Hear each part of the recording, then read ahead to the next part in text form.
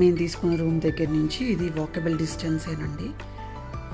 గోపురం చూసారా ఎంత పెద్దగా ఉందో.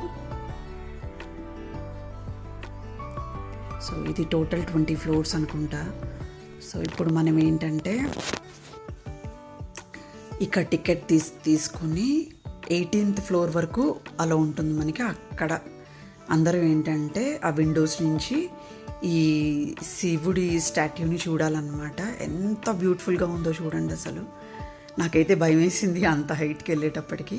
సో ఇక్కడ స్పెషాలిటీ ఏంటంటే మనకి ప్రపంచంలో చాలా పెద్ద శివుడి విగ్రహం అన్నమాట.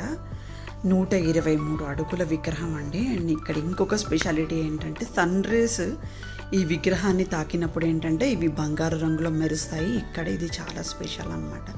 సో చూస్తున్నంతసేపు మనసుకు చాలా ప్రశాంతంగా అనిపించింది.